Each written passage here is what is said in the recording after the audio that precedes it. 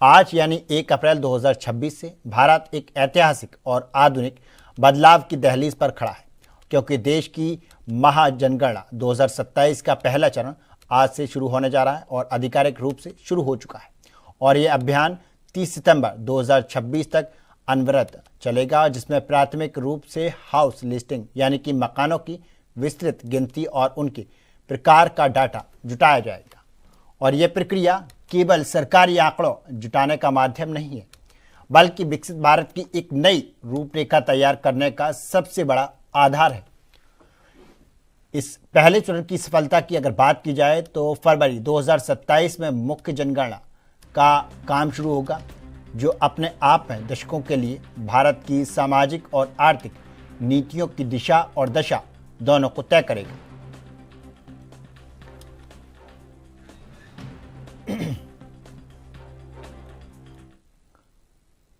सबसे पहले हम बात करेंगे जनगणना 2027 के उस पहलू की जो इसे भारतीय इतिहास के पन्नों में स्वर्णिम अक्षरों में दर्ज करने जा रहा है। और इस बात कर रहे हैं हम जातीय जनगणना के ऐतिहासिक निर्णयों की। भारत में जनगणना का इतिहास बेहद दिलचस्प रहा है और जिसकी शुरुआत ब्रिटिश काल में साल 1872 में हुई थी, और तब से हर 10 साल में गणना का अटूट परंपरा चलती चली आई, और जो 2021 में कोरोना काल महामारी के कारण 150 साल में पहली बार टूट गई। और जाति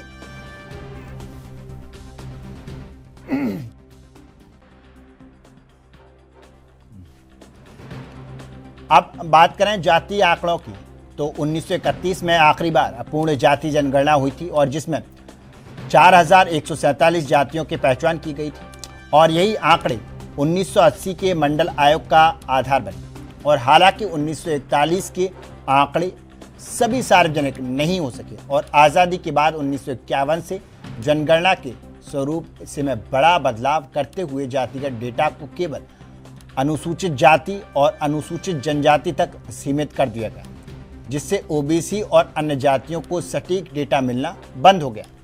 अब बात करें 2027 की, तो यह डिजिटल जनगणना और उसी 96 साल पुराने खालीपन को भरने और डेटा आधारित शासन के एक नए युग की शुरुआत करने जा रही है।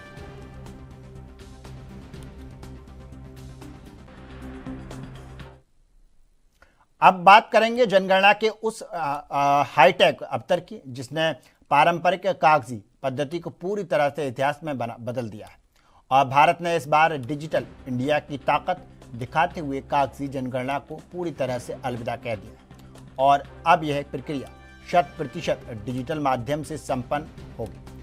और प्रगणय और भारी भरकम फाइलों के बजाय अपने स्मार्टफोन और विशेषकर मोबाइल ऐप के साथ आपके दस्तावेज पर दस्तक देंगे, जिससे डेटा संग्रहालय में समय की बचत होगी और त्रुटियां की संभावना न्यूनतम हो जाएगी। इस हाईटेक जनगणना की सबसे बड़ी खूबी जियो रिफिलिंग तकनीक का इस्तेमाल है, जिसके तहत हर मकान की सटीक भौगोलिक लोकेशन और डिजिटल मैप पर दर्ज की जाएगी। इससे न केवल कोई घर छूटने का डर होगा, बल्कि भविष्य में शहरी नियोजक और सड़कों के निर्माण और बुनियादी ढांचों के विकास के लिए एक अचूक मैप तैयार हो जाएगा। यानी कि साफ तौर पर समझा जाए कि ये ऑनलाइन जो प्रक्रिया है, ऑनलाइन प्रक्रिया में आप अपने घर से बैठकर अपने फ़ोन के माध्यम से एप्लीकेशन में अपना डेटा जब भरेंगे, तो आपकी जो करंट लोकेशन होगी, आपके जो मकान की लोकेशन होगी, वो भी एक तौर पर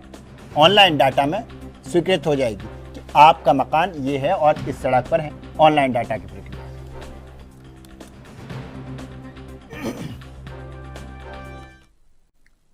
अब बात करेंगे डिजिटल तकनीक और जियो टैगिंग के बाद में।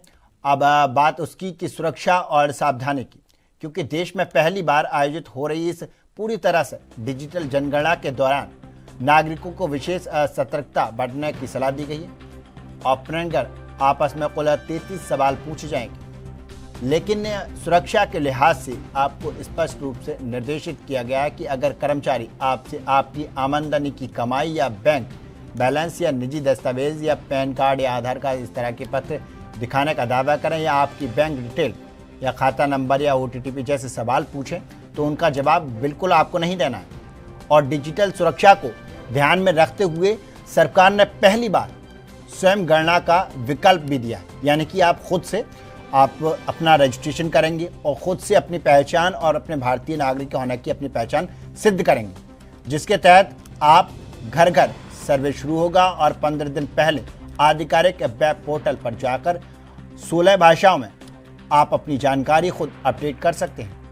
हालांकि ये पूरी तरह से वैकल्पिक है और जो लोग ऑनलाइन डेटा नहीं भरेंगे उनके घर जाकर सरकारी कर्मचारी मोबाइल ऐप और जियो रेफरेंसिंग तकनीकी के जरिए सटीक डेटा कलेक्ट करेंगे।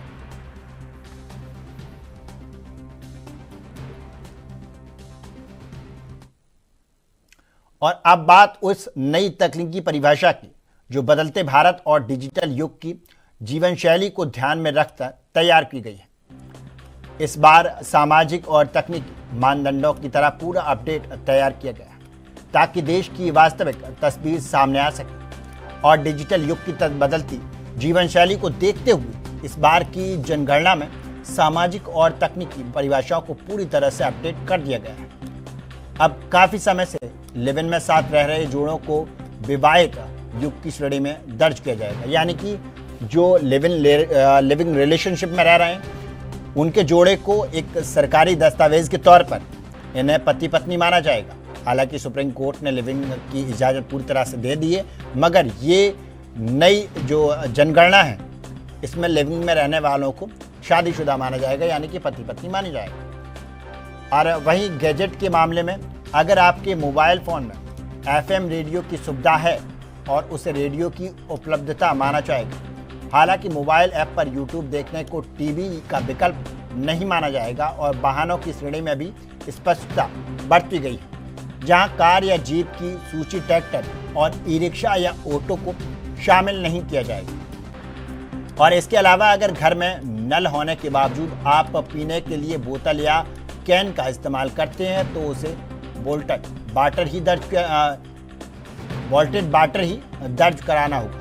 और रसोई की गिनती तभी होगी जब घर में खाना बनाने के लिए अलग से कमरा उपलब्ध हो और एक ही कमरे में सोने, खाने और बनाने की स्थिति उसे रसोई नहीं माना जाएगा। यानी कि बहुत से लोग जिनका एक ही मकान होता है जिसमें बेड भी होता है और सेपरेट बाथरूम और किचन होता है तो उसको किचन की श्रेणी में नहीं रखा जाएगा। ये सब डेटा जब अधिकारी आएंगे तो आपसे पूछेंगे। अगर आप खुद से ऑनलाइन इस फॉर्म को भरते हैं जनगणना में तो आपको ये पूरी डिटेल भरनी होगी। अगर आपके मकान में किचन है और किचन रूम से अलग है, आपके बेडरूम से अलग, तब आपको इसकी डिटेल भरनी होगी। अदरवाइज अगर आपका रूम ही ऐसा है कि उसी में किचन के लिए एक स्लिप बना लिया जाता है, अगर इस तरह का है तो आपको उसमें डिटेल नहीं भरनी होगी।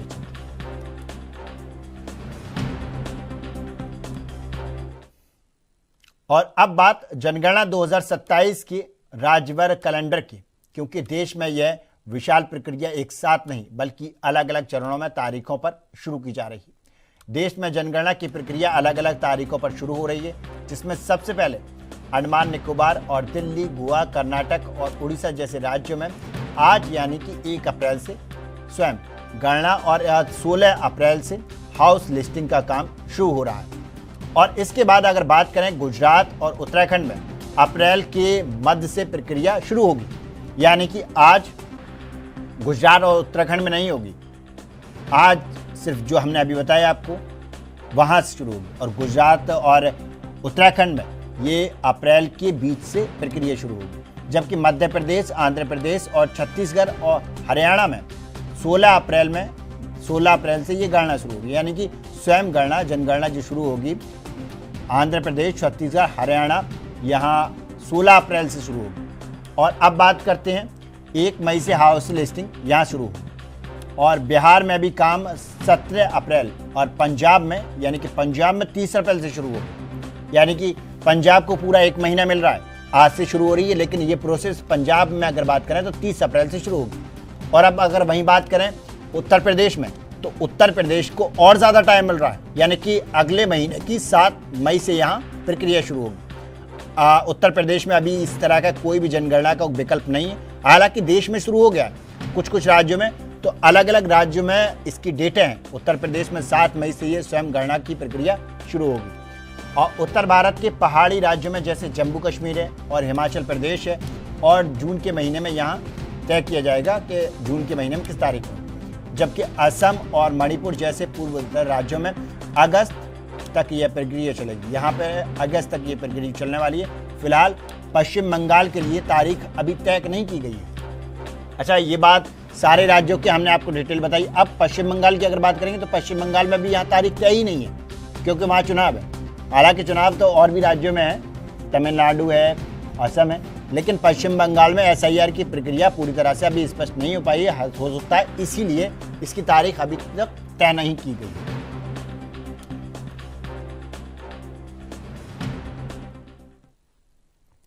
अब हम बात करेंगे आपकी निजता और डेटा सुरक्षा की, क्योंकि डिजिटल जनगणना को लेकर सबसे बड़ा सवाल सुरक्षा का ही है और नागरिकों की गोपनीयता को लेकर सरकार ने इस बार सुरक्षा के ऐसे कड़े इंतजाम किए हैं कि परमाणु ऊर्जा केंद्रों और नेशनल पावर ग्रिड के समान अवैध मानने वाले की माने जा रहे हैं और जनगणना के डेटा और अति संवेदनशील सूचना बुनियादी ढांचों की श्रेणी में रखा गया है, जिसका अर्थ यह जानकारी ITR के दायरे से बाहर होगी। यानी कि ITR जो होती है, राइट टू इंफॉर्मेशन, उसका आपको अधिकार है।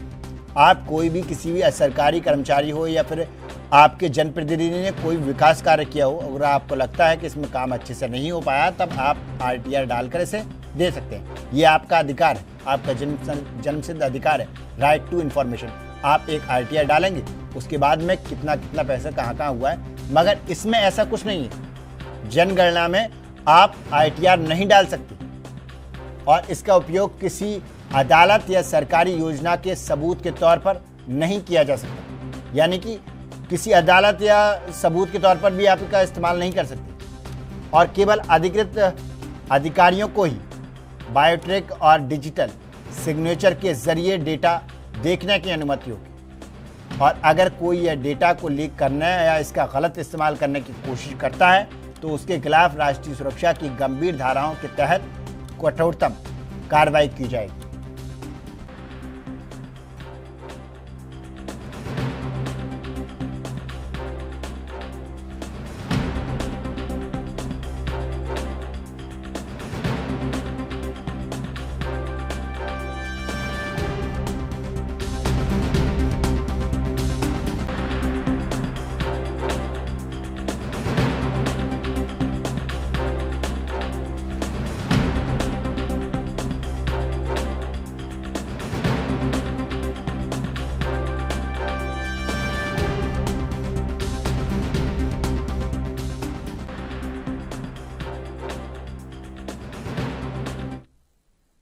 अब बात करेंगे, जनगणना केवल एक सरकारी प्रक्रिया नहीं, बल्कि ये आपके और आपके परिवार के बेहतर भविष्य की नींव है। जब आपके पास कोई प्रगणना आए तो उन्हें सही और सटीक जानकारी दें, क्योंकि आपका एक सही जवाब सरकार को बेहतर अस्पताल और स्कूल और सड़कें बनाने में मदद करेगा।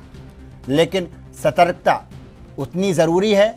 जनगणना के नाम पर किसी को भी अपना बैंक बैलेंस, OTP या निजी पिन नंबर साझा ना करें और डिजिटल इंडिया के इस महाकुंभ में अपनी भागीदारी सुनिश्चित करें और देश के निर्माण में अपना योगदान दें और जागरूक रहें, सुरक्षित रहें और भारत की इस नई डिजिटल पहचान का हिस्सा बनें।